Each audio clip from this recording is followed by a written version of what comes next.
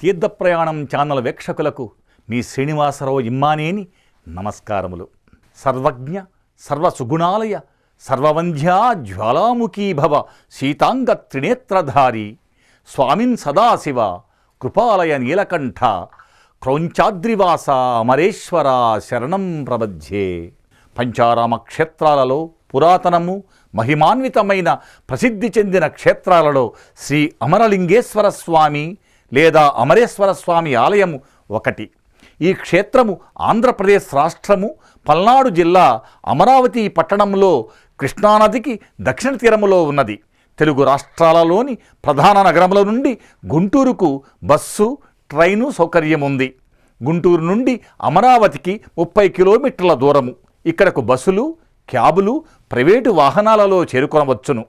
అలాగే ప్రముఖ నగరము విజయవాడ నుండి 47 కిలోమీటర్ల దూరములో ఉంది. దగ్గర విమానాశ్రయము విజయవాడ 80 కిలోమీటర్ల దూరములో ఉంది.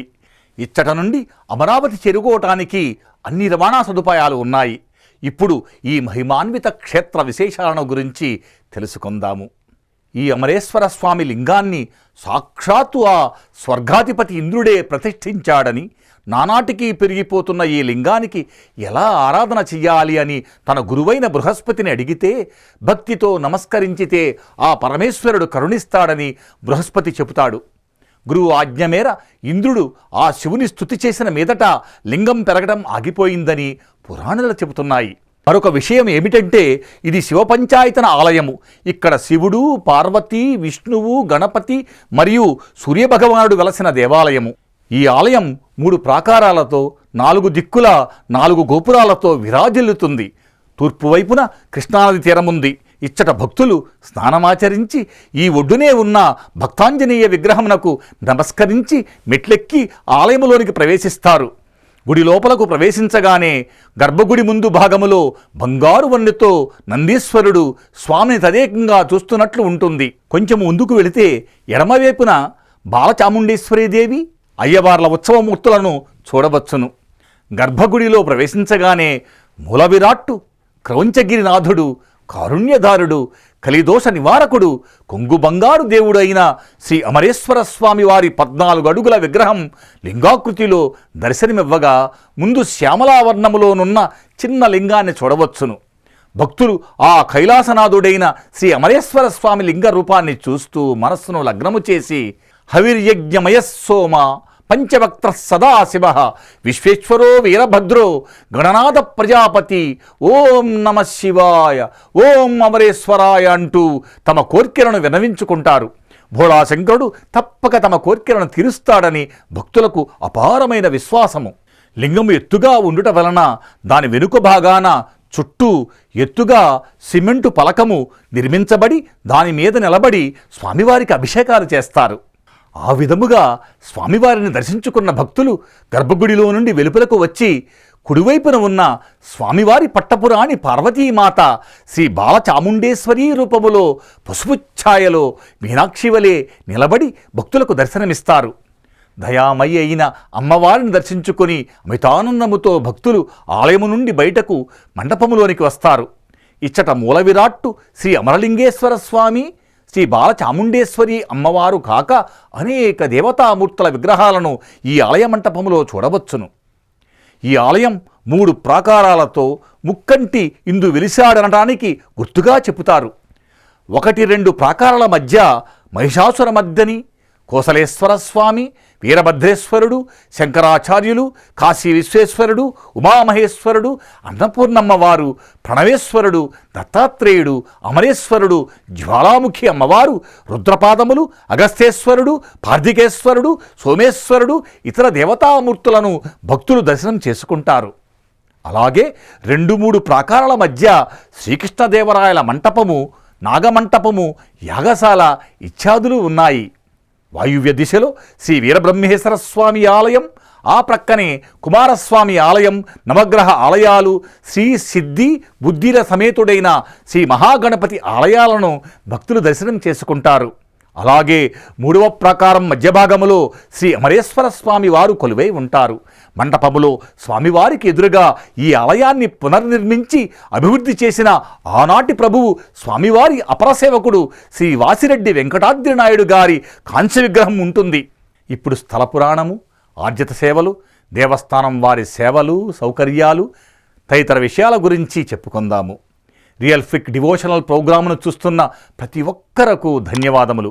మా ఛానల్ను సబ్స్క్రైబ్ చేసి మీ సూచనలను, సలహాలను దిగువ కామెంట్ బాక్సుల ద్వారా తెలియజేయగలరు. బ్రహ్మదేవుడు కృష్ణమును భూలోకమున ప్రవహింపచేస్తున్నప్పుడు ఈ అమరలింగేశ్వర స్వామి ఆలయాన్ని ముంచెత్తదా అని దేవతలు అడిగినప్పుడు క్రౌంచమనే కొండ చుట్టూ ఈ నది తిరుగుతుంది, కానీ దేవాలయమునకు చేరలేదని సెలవిచ్చాడు.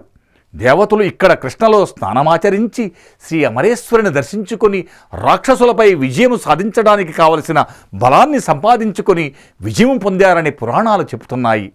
అందుకే ఇచ్చట కృష్ణానదిలో స్నానం అత్యంత విశేషము. ఎందుకంటే గంగాముఖమైన హరిద్వార్లో స్నానమాచరించేటంతటి ఫలితము దక్కుతుందని చెబుతారు. స్కాంద పురాణం ప్రకారం మాఘమాసములో కృష్ణానది స్నానము చేసి శ్రీ అమరేశ్వరుని దర్శించుకొని ఆయన కృపకు పాత్రులు కావటం అనేది ఒక యోగం. శాతవాహనులు ధాన్యకటకాన్ని రాజధానిగా చేసుకుని పాలించారని, నాటి ధాన్యకటకమే నేటి అమరావతి అని చరిత్ర ఆధారంగా తెలుస్తున్నది.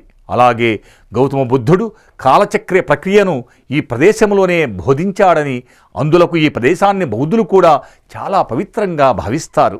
క్రీస్తు శకము 1717వ సంవత్సరములో శ్రీకృష్ణదేవరాయలు కొండవీటి రెడ్డి రాజులపై విజయము సాధించిన తరువాత ఈ ఆలయాన్ని దర్శించుకొని ఆలయానికి పెదమద్దూరు పంట పొలాలని మాన్యంగా ఇచ్చాడని ఆలయ శాసనాల ద్వారా తెలుస్తున్నది. చింతపల్లి ధరణికోటను పాలించిన వాసిరెడ్డి వెంకటాద్రి నాయుడు 1796వ సంవత్సరములో జీర్ణమైన ఈ ఆలయాన్ని పునర్నిర్మించాడని, వైభవపేతముగా స్వామివారి కైంకర్యాలను చేయించాడని, తన తుదిశ్వాస వరకు ఇచ్చటనే ఉన్నాడని చరిత్ర ద్వారా తెలుస్తున్నది. ఈ ఆలయ మంటపములో శ్రీ వెంకటాద్రి నాయుడు, శ్రీ కృష్ణదేవరాయల వారు తులాభారం తుగారని స్తంభంపై శాసనము ద్వారా తెలుస్తున్నది. శ్రీ నాయుడు గారు శివైక్యం పొందిన తరువాత ఆలయ కైంకర్యాల కోసం హైదరాబాదు నవాబు 450 ఎకరాల సుక్షేత్రమైన పొలాన్ని, కానుకల్ని ఆలయానికి మాన్యంగా ఇచ్చాడని ఆశ్చర్యం ఏమిటంటే, ఆ నవాబు తనకు ఈశ్వరుడు కలలో కనపడి ఈ ఆలయానికి ధూపదీప నైవేద్యాలకు మాన్యం ఇవ్వమని ఆదేశించిన మీదట తాను ఇవ్వటం జరిగిందని బ్రహ్మశ్రీ చాగంటి వారి ప్రవచనాల ద్వారా తెలుస్తుంది. ఇవి వింటుంటే ఆ సదాశివుని లీలలు అనన్య సామాన్యమని అనిపిస్తుంది.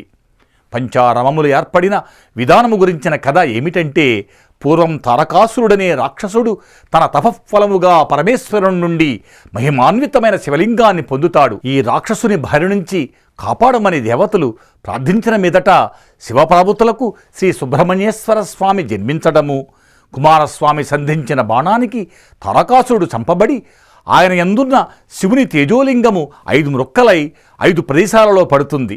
పడిన ఆ 5 దివ్యక్షేత్రాలే పంచారామములుగా వెలుగొందుతున్నవి. వాటిలో ఒకటి శ్రీ అమరేశ్వర స్వామి ఆలయము అని స్కాంద పురాణ గాథ. ఇంకొక కథ ప్రకారము క్షీరసాగర మథనములో అసంతృప్తి చెందిన రాక్షసులు శివుని ప్రార్థించి దివ్యశక్తులను పొంది దేవతలను బాధించడం జరిగింది. దేవతల మొరవిని శివుడు రాక్షసులను బూడిద గావించాడు.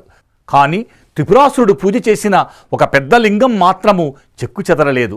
దీనినే మహాదేవుడు 5 ముక్కలుగా ఛేదించి 5 వేరువేరు ప్రదేశాలందు దేవతలచే ప్రతిష్ఠింపజేయటం జరిగింది.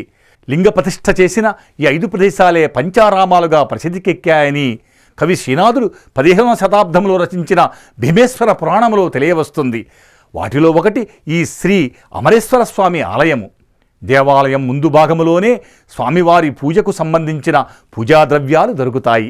భక్తుల సదుపాయం కోసం దేవస్థానం వారు అనేక సదుపాయాలు కల్పించారు. భక్తుల వసతి కొరకు రూములు ఉన్నాయి.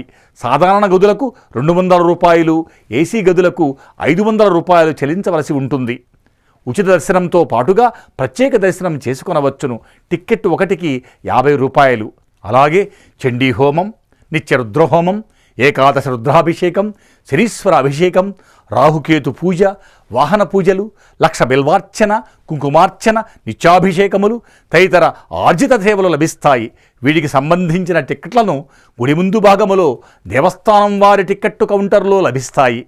శరన్నవరాత్రులలో చండీ కళ్యాణము, మహాశివరాత్రికి జరిగే ఉత్సవాలలో రథోత్సవమును చూడడానికి లక్షలాదిగా భక్తులు వస్తారు.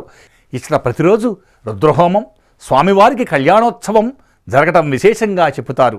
ప్రతిరోజు ఉదయం 5:30 గంటలకు సుప్రభాత సేవ, తరువాత ప్రత్యేకమైన అభిషేకాలు జరుగుతాయి. 6 గంటల నుండి మధ్యాహ్నం 1 గంట వరకు, మరల 4 గంటల నుండి రాత్రి 8 గంటల వరకు భక్తుల దర్శనములకై తెరచి ఉంటుంది.